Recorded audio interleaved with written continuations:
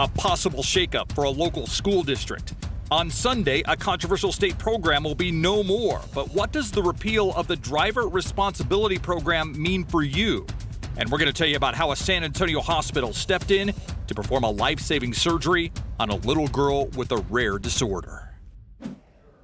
Good evening and thank you for joining us for the news at 9. I'm Steve Spriester, live from the heart of the KSAT 12 newsroom, filling in for Myra Arthur. She wasn't expected to survive, but this little girl is fighting against the odds, and it's all with the help of a local hospital. Harper, born with a rare disorder that has caused her spine to be at a 90-degree angle. The family says they took her to multiple doctors in different states, but they refused to do surgery on her, calling it just too risky, until Methodist Children's Hospital stepped in. Sarah Acosta tells us Harper's story and about her life-saving surgery. Harper turns 2 next month. Doctors told her parents that they should just enjoy spending time with their daughter because she wasn't going to live much longer. Harper was born with arthrogryposis. It's a rare disorder that impacts deformity at the joints and causes little muscular growth. Arthrogryposis. It affects 1 in 3,000 children, and in Harper's case, it impacts the growth of her spine. With every month Harper grew, her spine would curve more due to severe scoliosis caused by the disorder. Most pediatricians won't even see one in their career. She went from a 47-degree curve to a 90-degree curve, and she just wasn't getting better. Pneumonia, collapses, intubations. I didn't think she would make it much longer. The family lives in Louisiana. They say they went to several states pleading with several doctors to help Harper. If Harper's spine was not corrected, it would have eventually crushed her lungs, causing her to be on a breathing machine permanently. They all said, there's no one that's going to touch Harper. She's too fragile, she's too little. No, this is just going to continue to get worse. Until Dr. James Simmons and his team at Methodist Children's Hospital stepped in. I can't explain how happy we were that somebody would try. He's an orthopedic surgeon who specializes in spinal surgeries. He is one of the few doctors in the country who can help Harper. And that's exactly what he did earlier this week. Simmons placed a metal rod on Harper's side to correct her spine. It's a device we attach to the ribs and then we attach to the pelvis, and we can then cut her ribs so that we can expand her chest and straighten her spine. We were amazed. I mean, she didn't even look like the same kid. Harper's mother says even though Harper will most likely need a lot of therapy in her future and will be wheelchair bound, at least she has a chance to have a normal life. Her mental status will be normal, and that she'll, grow into a beautiful young girl. Dr. Simmons says that Harper will most likely need to come back every 6 months to Methodist Children's Hospital to get a procedure to adjust that metal rod in her as she continues to grow. He says she will be needing these adjustments until she's about 13 years old. Steve?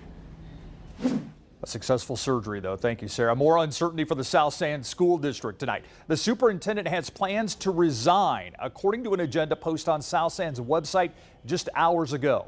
Dr. Alejandro Flores has been the superintendent for less than a year. He joined the school district in October of 2018. Earlier this year, a monitor with the Texas Education Agency found the school board was micromanaging and ignoring the superintendent during board meetings. The monitor also recommended that the district be placed under a state conservator. The investigation into the district started after board members pushed for reopening 3 underperforming schools. A special meeting is set for Tuesday to discuss the superintendent's resignation. The embattled Bexar County Precinct 2 constable says she will seek a second term in office. But the way Michelle Barrientos Vela made that announcement is itself causing controversy tonight. The announcement came while Barrientos Vela was in full uniform. That violates the county's rule on engaging in political activities. Are you aware you're not allowed to engage in political activities while on duty or in uniform? Yes, I do, but I also have a right to speak on behalf of my constituents. Barrientos Vela, the 9th person to file to run for the constable's office in 2020. The constable also announced she would run for sheriff in 2024. County officials are now checking to see if her declaration to run for sheriff falls under the resign to run statute in the Texas Constitution. That statute states an elected county official would automatically resign their position if they announce their candidacy for another political office with at least 1 year and 30 days left on their current term. We'll continue to follow it. Now, this likely is not the first time you've heard about Michelle Barrientos Vela. Investigative reporter Dylan Collier has been covering the Precinct 2 constable for the last couple of years. He actually stepped into the breakdown booth to talk about his coverage in Barrientos Vela's time in office. You can see his debrief on our website. Just go to ksat.com/news@9. A state of emergency in Florida where people are bracing for Hurricane Dorian. People are preparing for what could be the strongest storm to hit the state's east coast in 3 decades. People in the storm's path being advised to stock up with at least 7 days worth of supplies. Yeah, it's going to be a tough go of it next few days as forecasters really hone in on where exactly the center of this storm is going to go. That is going to be hugely key. That's what I was going to say, because we've seen enough hurricanes that we know once they get to the coast, they could swerve or they can do this or do that and totally turn the path. Yeah, and the center is important because that's where you're going to have the strongest, potentially most devastating winds. But then this system, Dorian, is also expected to take a turn north as it approaches the Florida coast. And that could have a big impact on where there's potentially flooding rains and maybe where there's not. So still a lot of uncertainty, unfortunately, when it comes to Dorian's forecast. But tonight it has increased in intensity to a Category 4 hurricane. Maximum sustained winds of 130 miles per hour today. The eye really became well defined. So this has gone through some big time strengthening. Just today, pressure has fallen a lot. Movement is to the west-northwest at 10 miles per hour. And this is a large system. Even the far outer bands on the western side of the system are starting to push into the Bahamas tonight, even though it's still a ways away from Florida. We've been talking about what's been steering Dorian the past couple of days. We've got the Bermuda high off to the north, winds around this high are clockwise, and then we've got a smaller upper level low off to the southwest. Winds there are counterclockwise, and basically these two systems are just funneling Dorian off to the west northwest toward Florida, and it's moving through some very, very warm water there in the far western Atlantic Ocean as it moves closer to Florida. So here's the latest forecast track from the National Hurricane Center. It could stay at Category 4 strength tomorrow. Official forecast is going down to a 3. Really doesn't matter much as it approaches the coast of Florida late Monday into Tuesday. Here we go, Sunday 2 p.m. 140 mile per hour winds approaching the Bahamas. So we can't forget about the Bahamas either. They are going to get a rough go of this system as well. Then we've got Monday afternoon and Tuesday at 2 p.m. really starting to move in. So it's going to be late Monday, early Tuesday that things really start to intensify for the east coast of Florida. I mentioned the center of where Dorian goes is going to be key. Where you see this yellow color here, that's more than 10 inches of rain. And this is one forecast model that does bring the center of this system a little bit further inland. So that would bring some flooding range to the far eastern coast of Florida from just north of Miami near Fort Lauderdale up through Orlando and then Daytona Beach. But we've got another forecast model that keeps the center just a few more miles offshore. That would take all this flooding rain away from Florida and off into the Atlantic Ocean, which would be a better scenario. But forecast models keep flip-flopping. This is going to be a forecast to watch for the next couple of days. And of course, we'll keep you updated over the weekend as Dorian approaches Florida. But we've got our own plans here in South Texas for Labor Day weekend. I'll be back with a look at what we can expect here at home. That's a huge cone of uncertainty, though. I mean, we're talking about the state of Florida and half of Georgia. Yes. Still a lot of time for that to narrow down. All right, see you in a few minutes. Thanks, Katie. Now let's turn to the news at 9. These are some of the most interesting stories making headlines around the world, the country, and right here at home. 2 murder suspects escaped during extradition. A woman considered a person of interest in a local murder arrested in Florida. And a fight over an American Girl doll gets heated. It was all caught on camera. Here's tonight's 9 at 9. Police searching for a husband and wife suspected of murder after they escaped from a private contractor extraditing them back to Tucson, Arizona. That contractor, Security Transport Services, is now under investigation. A woman arrested in Florida in connection with the killing of a San Antonio man. Oliver London, known as Mr. Wonderful, was a longtime fixture on the local karaoke circuit. Shaniqua Wright arrested in Florida for assault this week. The San Antonio Police Department confirms Wright is the person of interest they've been looking for in the death of London. The brother of Olympic gymnast Simone Biles charged with murder in a shooting that killed 3 people in Cleveland on New Year's Eve. Tevin Biles Thomas was arrested at Fort Stewart in Georgia, where he is on active duty in the Army. Police say the shooting happened during a fight at a party after people who were not invited showed up. Here at home, a man surrenders after a 6-hour standoff at a Northside apartment complex. Police say it started when a woman called 911 saying a man had tried to stop her from leaving by cutting her with a knife and shooting at her. The man initially barricaded himself, but eventually surrendered and was taken into custody. No one was seriously hurt, but neighbors were shaken up. I've been up all night, and it's just a trip. I mean, to come home and then you can't get in. A fight over an American Girl doll caught on camera. A Nebraska teenager collected the dolls as a girl, but has grown out of the habit. When a grandmother she met on Facebook wanted to buy one of the dolls, she let her. But the woman came back days later wanting to trade the doll she bought for another one. The girl says she forced her way into the house. Get out of my house! Oh my God, get out! That woman has been ticketed for assault. A massive wildfire forces hundreds to evacuate in Utah. The fire started during a thunderstorm. The cause still under investigation. No injuries have been reported. Atlanta police arrest a woman they say attacked and bit an Uber driver. She is like animal to me. The dog not bite like this. The woman has been charged with battery and criminal trespassing. A U.S. Coast Guard ship arrived in Los Angeles Thursday with $38.5 million worth of cocaine as cargo. The Coast Guard seized 2,800 pounds of drugs from suspected smugglers in the eastern Pacific Ocean. And terrifying video shows a driver in Houston nearly hit a child getting off her school bus. The girl's mother was recording because it was the kindergartner's first day riding the bus. Her video shows a driver flying by. Luckily, that girl was okay. To read more about these 9 stories, just head to ksat.com/news at 9.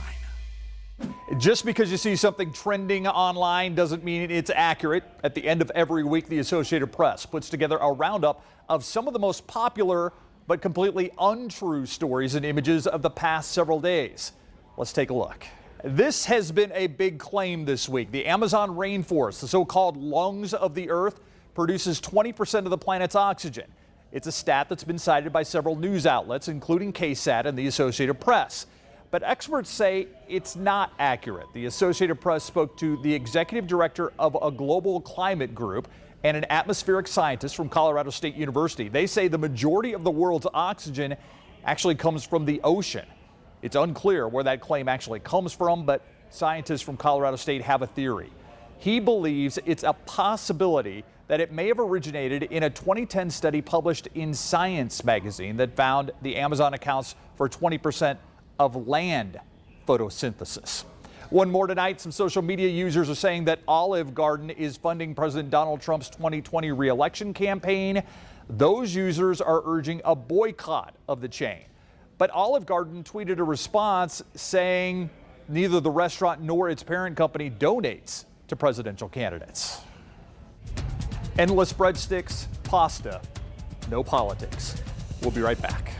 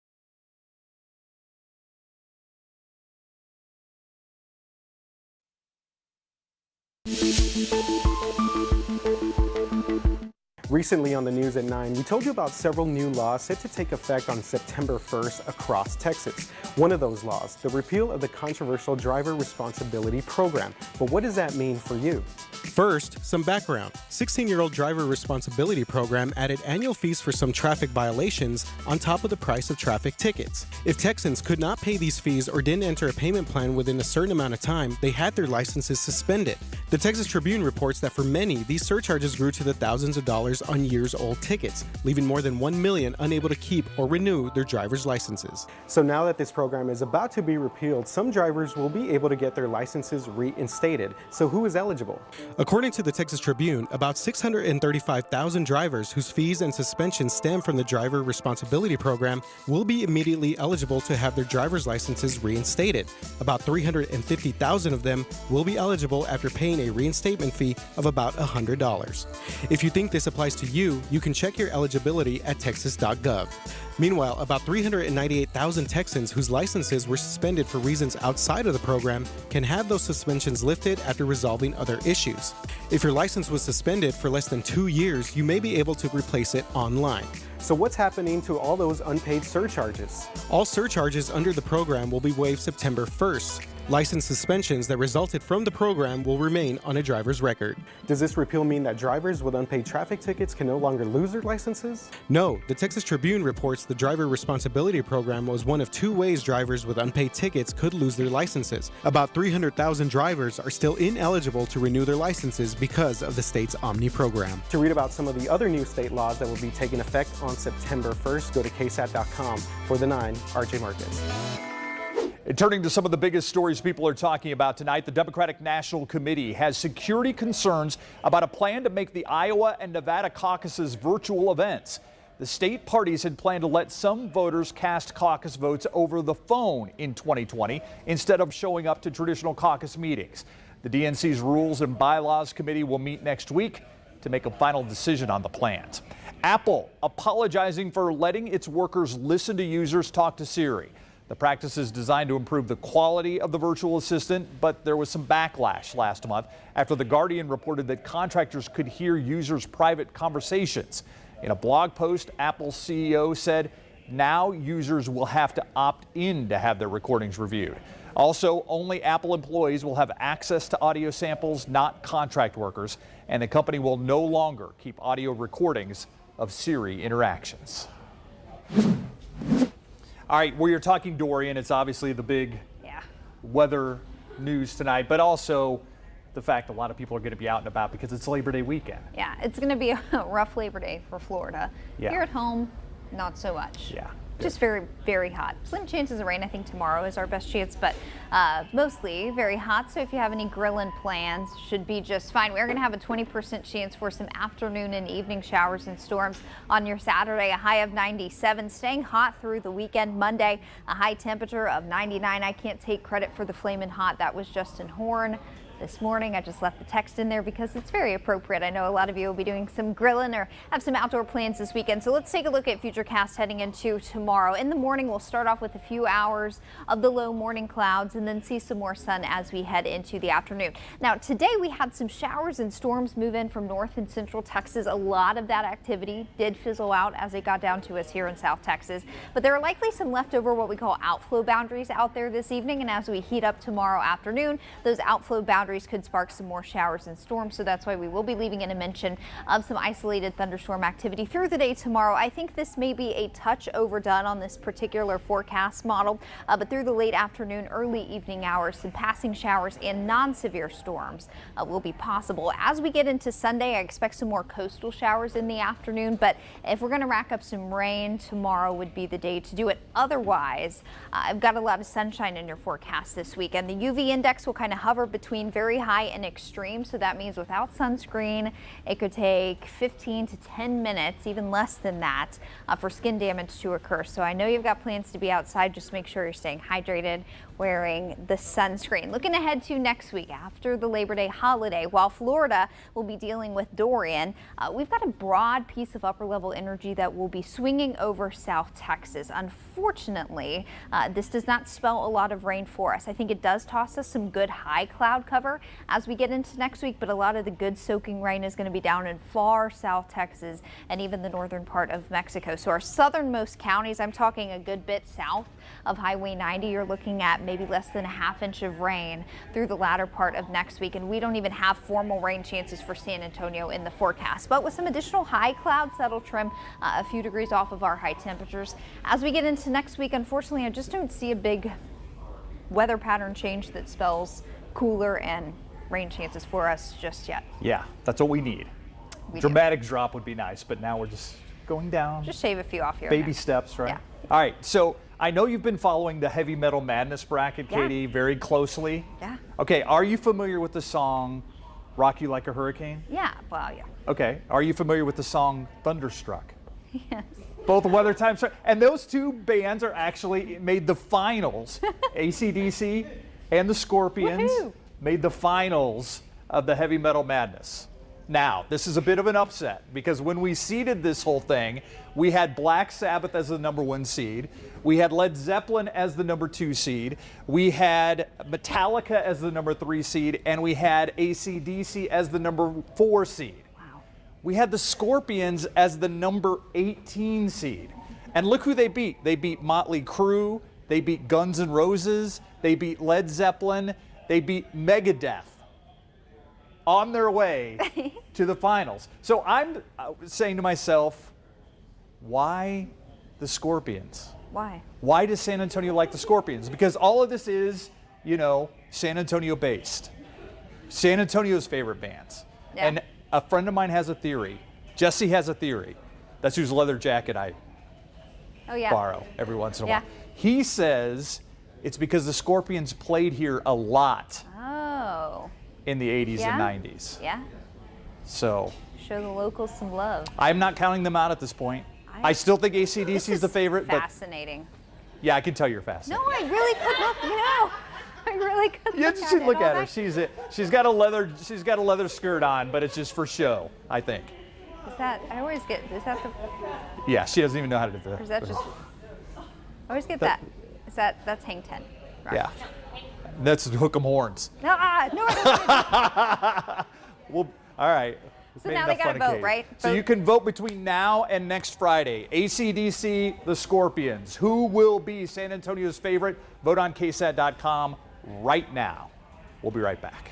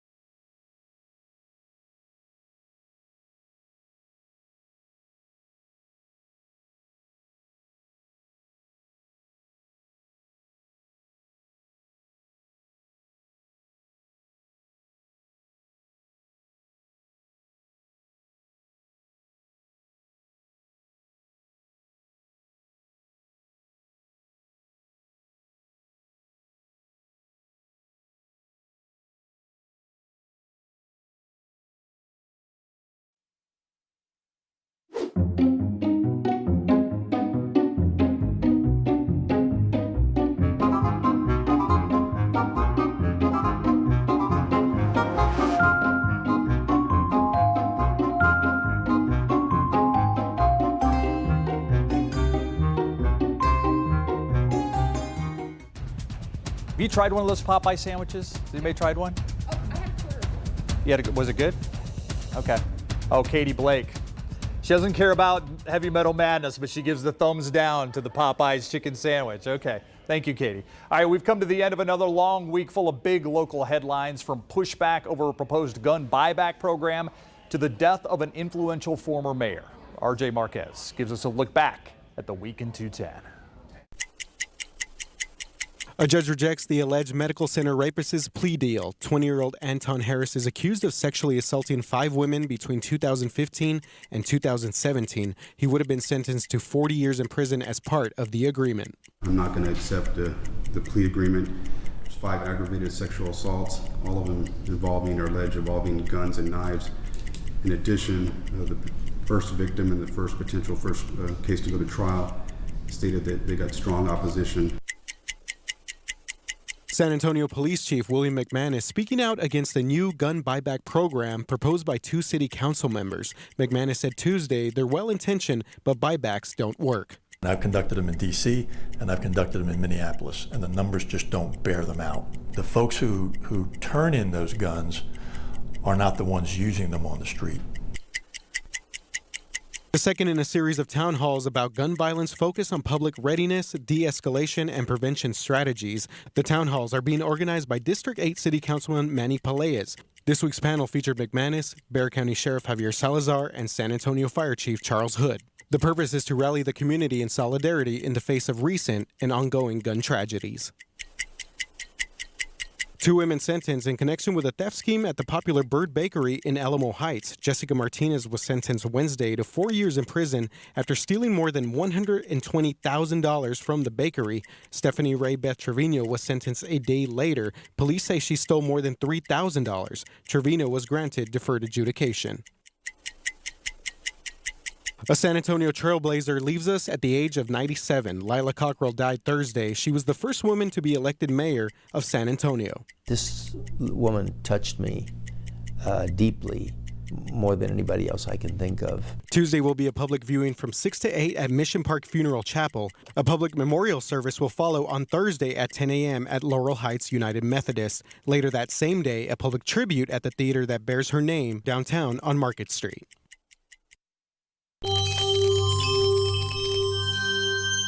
All right, not only does he give us the week in 210, he also has his finger on the pulse of all things internet. RJ joins me now. We're going to talk about trending. Yeah. Should be a lot of things going on this week. I like when you're here, Steve, man. You always give the best introductions. Well, I don't do that for just anybody. Yeah, that's you know, okay. If it's Adrian or Ivan, they don't get that treatment. I'm just letting you know. Ferris has been jumping in here too. Yeah, I've never done it with Ferris. So there you go. Maybe I would have given him a great intro. I don't know. But, you know. Well, we'll see. We'll see. We'll cross that path. All right. So, Steve, of course, Labor Day this weekend. We got a ton of stuff going on across the city of San Antonio, and we have for you, for your enjoyment on KSAT.com, 12 things to do this Labor Day weekend. All right. Do you have plans? I do not. I have no plans. Yeah, you have nothing. Nothing.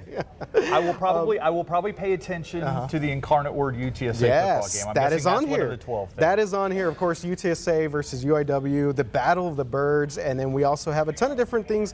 How about this? The Wonderland UFO Festival. What is going to be going on there? What? And yeah, a lot of different options for you. A lot I'm of booked concerts. right there. There you go. Yeah. Okay, see, you didn't have plans. Now you do. No, okay. I do. Yeah. All right, Steve, earlier you mentioned the Heavy Metal Madness bracket. Yes. All right, one of the bands that was in this bracket and unfortunately was eliminated in the second round will be in San Antonio this October. I'm talking about Tool. You're a big fan of Tool. I like Tool, yes. I definitely like them. I saw them the last time that they were here in San Antonio. They put on a very interesting performance. They have like an intermission, and their lead singer, actually plays from behind the drummer and the guitarist and bassist. During the intermission?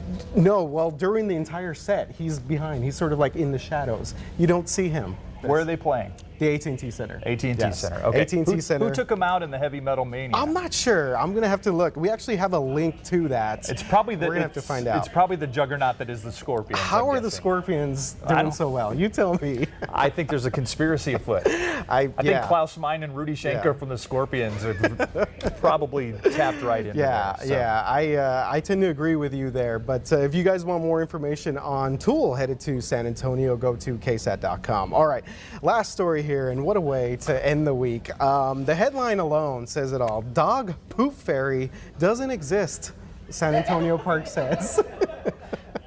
I got a chuckle from the people in here. Did you save this story just when I filled in? I didn't, but this is great. Okay, so explain the dog poop fairy. Okay, so these bags of poop were found at McAllister Park, And apparently the Parks Department posted on Facebook a very friendly reminder saying that there are no poop fairies. Pick up your dog poop, people. That's pretty much what the gist of it is. Yeah. I think, are you actually speechless here? I know. Well, there are a lot of things I could say. I'm not sure that I can say that. But you know, yeah. this is a digital broadcast, right? So I can say yes. whatever. Well, I don't know about that. Lexi? Yeah. Okay. So I was just going to say, if that was on the list of 12 things, the dog poop fairy, it would probably be number 2. Whoa, nice. You know what? I like that. That's a good way to end this trending segment. Always fun, Steve. All right. We'll be right back.